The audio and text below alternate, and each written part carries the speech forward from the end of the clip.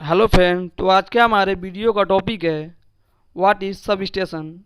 Means कि sub station क्या है और सब स्टेशन पे कौन कौन से इक्विपमेंट कहाँ पे लगे होते हैं और किस इक्विपमेंट का क्या काम है, उसके बारे में हम आपको बताएंगे।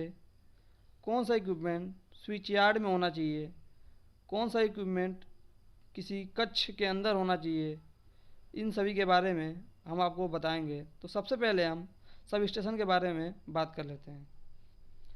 पावर सिस्टम में पावर जनरेशन, ट्रांसमिशन और डिस्ट्रीब्यूशन सिस्टम का एक एलिमेंट है। सभी पावर सिस्टम ऑपरेशन के लिए सभी स्टेशन के संचालन के लिए आवश्यक है। सब स्टेशन इलेक्ट्रिकल इक्विपमेंट की मंडली होती है, मतलब कि सारे इलेक्ट्रिकल इक्विपमेंट एक पास रख के प्रयोग किए जाते हैं एक स्थान में, जिसके माध्यम से कंज्यूमर को electrical power supply generating station से मिलती है। एप्लीकेशन के आधार पर सब स्टेशन को विभिन्न प्रकार से क्लासिफाइड कर सकते हैं, जैसे कि जनरेटिंग सब स्टेशन, इंडोर या outdoor sub station, pole mountain sub station, switching sub station, transmission sub station, converter sub station या डिस्ट्रीब्यूशन सब स्टेशन। इसके अलावा एक और सब स्टेशन होता है, जैसे पोल माउंटेन सब स्टेशन है। वैसे ही जब हम ट्रांसफार्मर को पोल पे माउंट करते हैं तो उसे पोल माउंटेन सब स्टेशन बोलते हैं, और जब हम ट्रांसफार्मर को प्लिंथ पे माउंट करते हैं उसे प्लिंथ माउंटेन सब स्टेशन बोलते हैं। अगला टॉपिक है हमारा सर्ज अरेस्टर और लाइटिंग अरेस्टर। सब स्टेशन के इक्विपमेंट जैसे कि कंडक्टर, ट्रांसफार्मर और हमेशा आउटडोर में ही रखे जाते हैं, और जब आकाशीय बिजली गिरती है तब एक high voltage in electrical equipment से पास करती है, जो उनको डैमेज कर सकती है। इसलिए डिफ़िकल्टीज से बचने के लिए लाइटिंग अरेस्टर को हम सिस्टम में प्रयोग करते हैं। सर्ज अरेस्टर और लाइटिंग अरेस्टर सर्किट में ओवर वोल्टेज को अर्थ करके डिस्चार्ज कर देते हैं और इक्विपमेंट के इंसुलेशन को स्विचिंग और स्विचिंग सर्जेस और लाइटनिंग सर्जेस से प्रोटेक्ट करते हैं। जब हम सिस्टम में, मतलब कि सर्किट में लाइटिंग अरेस्टर को लगाते हैं तो जब ये हाई हाई वोल्टेज जब आता है तो ये इसको अर्थ करके ग्राउंड कर देता है। सर्ज अरेस्टर और lighting arrester generally phase conductor और ग्राउंड के बीच जुड़े होते हैं। सब स्टेशन में surge arrester incoming transmission line से सब स्टेशन के स्टार्टिंग में स्थित होता है, और यह सब स्टेशन का इक्विपमेंट है। सर्ज अरेस्टर और लाइटिंग अरेस्टर ट्रांसफार्मर के नज़दीक भी प्रोवाइड होता है। सर्ज अरेस्टर के दो टाइप होते हैं, पहला गैप अरेस्टर, दूसरा गैपलेस जिंक ऑक्साइड अरेस्टर। जैसे कि आप फिगर में देख सकते हैं, यहाँ पे रॉड गैप लाइटिंग अरेस्टर को दर्शाया गया है। जैसे कि आप इसमें भी देख सकते हैं, इसमें लाइटिंग अरेस्टर को बूसिंग के साथ दर्शाया गया है, जैसे कि एरो लगा के इसमें बूसिंग और लाइटिंग अरेस्टर दोनों को दिखाया गया है। अगला टॉपिक है current transformer and potential transformer. इसे हम सीटी भी बोलते हैं और पोटेंशियल ट्रांसफार्मर को पीटी भी बोलते हैं। करंट ट्रांसफार्मर का use measurement and protection control के लिए स्टेपिंग डाउन करंट के लिए किया जाता है। करंट ट्रांसफार्मर दो प्रकार के होते हैं, पहला प्रोटेक्टिव करंट ट्रांसफार्मर, दूसरा मेजरिंग करंट ट्रांसफार्मर। अब हम वोल्टेज ट्रांसफार्मर यानी कि पोटेंशियल ट्रांसफार्मर पीटी की बात कर लेते हैं। वोल्टेज ट्रांसफार्मर का यूज़ मेजरमेंट, प्रोटेक्शन और कंट्रोलिंग के लिए करते हैं। ये वोल्टेज को स्टेप डाउन करता है। और पीटी मीन्स की पोटेंशियल ट्रांसफार्मर दो प्रकार के होते हैं, पहला इलेक्ट्रोमैग्नेटिक टाइप, दूसरा कैपेसिटिव टाइप पोटेंशियल ट्रांसफार्मर। ये दोनों ट्रांसफार्मर इंस्ट्रूमेंट ट्रांसफार्मर के अंदर आते हैं और इन ट्रांसफार्मर का मुख्य कार्य यही है कि वोल्टेज को और करंट को कम करें, क्योंकि हाई वोल्टेज और हाई करंट को किसी भी इक्विपमेंट के द्वारा हम मेजरमेंट नहीं कर सकते हैं। और हमारी सब स्टेशन पे इनकमिंग वोल्टेज कितनी आ रही है और आउटगोइंग वोल्टेज कितनी जा रही है और करंट कितनी आ रही है कितनी जा रही है, इन सब का हम मेजरमेंट करने के लिए सीटी और पीटी का प्रयोग करते हैं। और मेरा अगला टॉपिक है सर्किट ब्रेकर। सर्किट ब्रेकर का यूज़ स्विचिंग के लिए करते हैं। सर्किट ब्रेकर नॉर्मल और एबनॉर्मल ऑपरेटिंग कंडीशन में किया जाता है। इसका मुख्य उपयोग शॉर्ट सर्किट को इंटरप्ट करने के लिए किया जाता है। सर्किट ब्रेकर का ऑपरेशन अब हम देख लेते हैं। पहला है क्लोजिंग, दूसरा है ओपनिंग, तीसरा है ऑटो रीक्लोजिंग।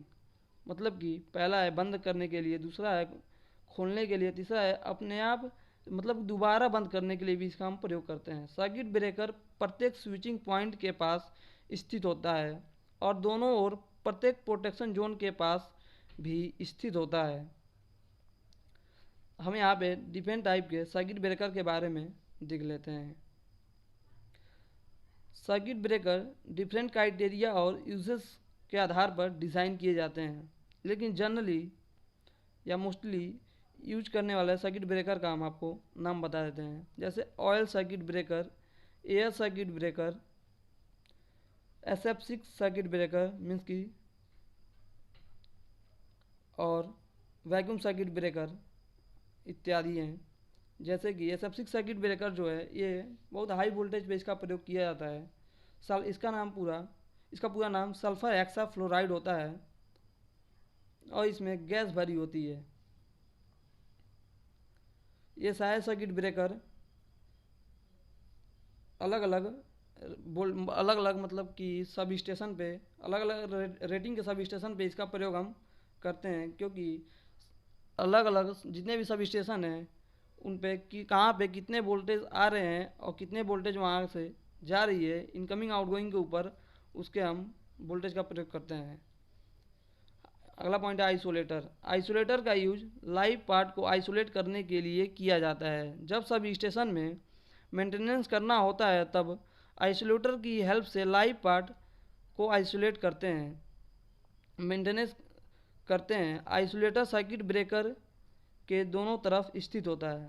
आइसोलेटर को नो लोड पर ऑपरेट किया जाता है। करंट ब्रेकिंग या करंट मेकिंग के लिए आइसोलेटर की कोई भी रेटिंग नहीं होती है। आइसोलेटर सर्किट ब्रेकर के साथ इंटरलॉक्ड होता है। आइसोलेटर के 4 प्रकार हैं mainly: control, rotating horizontal swing, centre break, vertical swing and pantograph type. ये चारों आइसोलेटर के प्रकार हैं।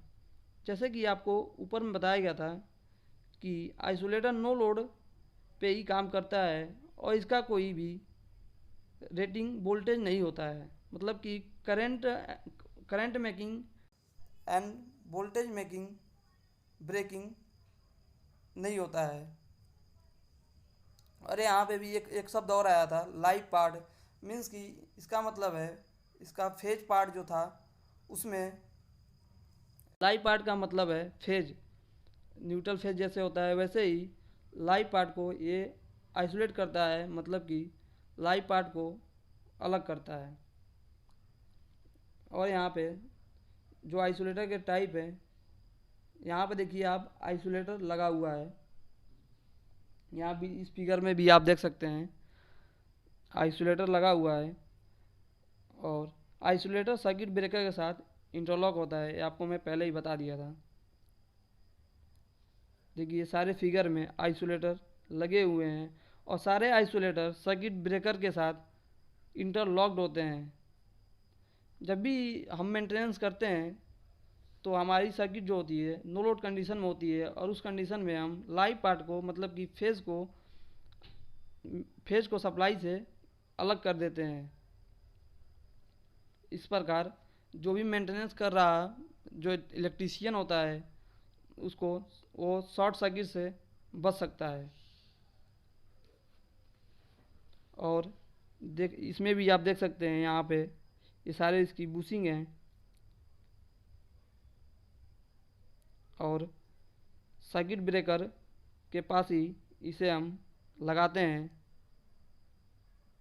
अब हम आगे बढ़ के देख लेते हैं। अगर आप हमारे चैनल पर नए हैं तो हमारे चैनल को लाइक और सब्सक्राइब ज़रूर करिए और अपने इलेक्ट्रिकल दोस्त के साथ इस वीडियो को शेयर ज़रूर करिए ताकि हमारे आने वाले सारे अपडेट आपको मिल सके। अब आइसोलेटर का पूरा पार्ट कंप्लीट हो चुका है और इसके सारे प्रकार के मैंने बता दिया आपको कौन कैसे काम करता है। यहाँ पे देखिए इस फिगर में आपको आइसोलेटर के बारे में आइसोलेटर का दिखाया गया है। अब हम आगे बात करते हैं अर्थ स्विच के बारे में। अर्थ स्विच का यूज सर्किट में वोल्टेज को अर्थ करके डिस्चार्ज करने के लिए किया जाता है। अर्थ स्विच आइसोलेटर के फ्लेम पर माउंट हैं। अर्थ स्विच प्रत्येक इनकमर ट्रांसमिशन लाइन और हर एक बस बार सेक्शन के साइड के लिए होता है या स्थित होता है। अर्थ स्विच आइसोलेटर के साथ इंटरलॉक होता है। जो सर्किट ब्रेकर के साथ देखें कि यहाँ पर आइसोलेटर वहाँ पे इंटरलॉक हो रहा था, लेकिन यहाँ पे अर्थ स्विच के साथ आइसोलेटर भी इंटरलॉक होता है। जैसे कि यहाँ पर फिगर में आप देख रहे थे अभी 33 kV की लाइन में हम अर्थ स्विच का प्रयोग किए थे। अब हम अगले टॉपिक के ऊपर बात कर लेते हैं। हमारा अगला टॉपिक है बस बार। बहुत से इनकमिंग और आउटगोइंग सर्किट बस बार से कनेक्ट रहते हैं। बस बार इनकमिंग सर्किट से पावर को रिसीव करते हैं और आउटगोइंग सर्किट को पावर डिलीवर करते हैं। बस बार को इस तरह क्लासिफाइड कर सकते हैं। तीन प्रकार के होते हैं, सिंगल बस बार, डबल बस बार एंड रिंग बस बार। और अगला टॉपिक है कंडक्टर एंड इंसुलेटर। वह मटेरियल या ऑब्जेक्ट जो इलेक्ट्रिक चार्ज के फ्लो को अलाउ करता है उसे हम कंडक्टर कहते हैं।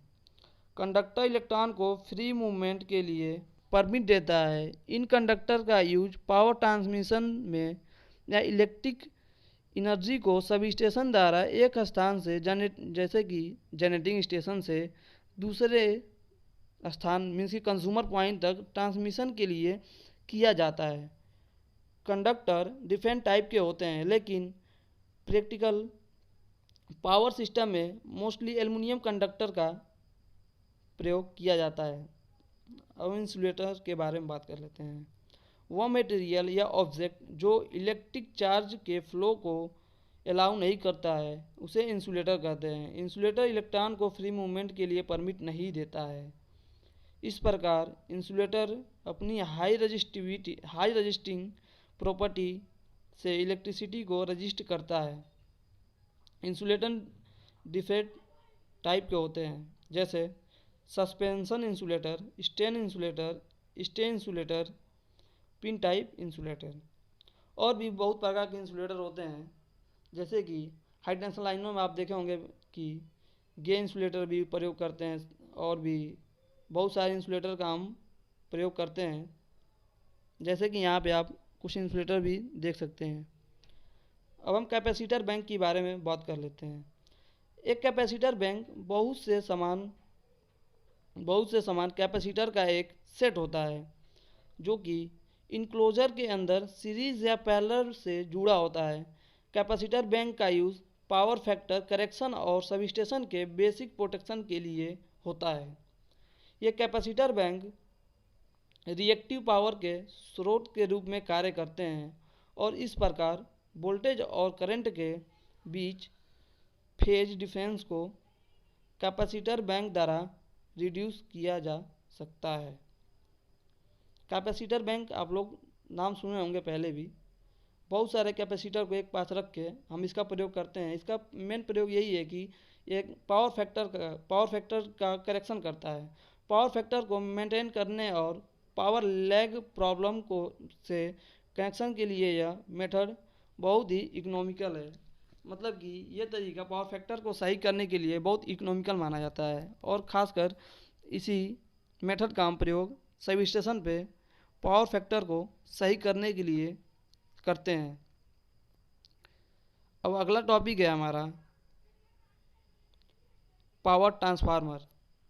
पावर ट्रांसफार्मर एक इलेक्ट्रिकल स्टैटिक डिवाइस है जो एनर्जी को एक सर्किट से दूसरे सर्किट में इलेक्ट्रोमैग्नेटिक इंडक्शन द्वारा ट्रांसफ़र करता है। यह पावर को एक सर्किट से दूसरे सर्किट में बिना फ्रीक्वेंसी चेंज किए ट्रांसफार्म करता है, लेकिन वोल्टेज लेवल डिफरेंट हो सकता है। मीन्स कि ट्रांसफार्मर आपको पता ही होगा, ट्रांसफार्मर वोल्टेज को अप या डाउन करता है, लेकिन फ्रीक्वेंसी सेम रहती है, फ्रीक्वेंसी चेंज नहीं होती है। ट्रांसफार्मर में वोल्टेज डिफरेंस हो सकता है या करंट भी डिफरेंट हो सकता है, लेकिन जो फ्रीक्वेंसी रहेगी उसमें कोई चेंज नहीं होती है। इंडिया में 50 हर्ट्ज की फ्रीक्वेंसी यूज करते हैं हम। Metering control and relay panel. एक एयर कंडीशनर बिल्डिंग में वेरियस मेजरिंग कंट्रोल इंस्ट्रूमेंट और प्रोटेक्टिव रिले रखे जाते हैं। Control cable switch yard equipment में इन पैनल के बीच होते हैं। रिले का यूज़ सर्किट को मैनुअल या ऑटोमेटिक ऑपरेशन द्वारा डिस्कनेक्ट करने के लिए किया जाता है। रिले में कॉइल होता है जो एक्साइटेड या इनर्जाइज्ड होता है और इस प्रकार रिले के कॉन्टैक्ट क्लोज होने पर सर्किट कनेक्शन बनता है या ब्रेक होता है। रिले निम्न प्रकार के होते हैं: over current relay, definite time over current relay, voltage relay, auxiliary relay and reclosing relay, solid state relay, directional relay and micro controller relay, inverse time over current relay. यहाँ पे आप अलग अलग रिले के अभी फिगर देखे होंगे। अलग अलग रिले का प्रयोग अलग अलग स्थानों पे हम करते हैं। आप हमारे चैनल को लाइक और सब्सक्राइब ज़रूर करें और अपने दोस्तों के साथ शेयर ज़रूर करें ताकि हमारे आने वाले सारे वीडियो का अपडेट आपको मिल सके।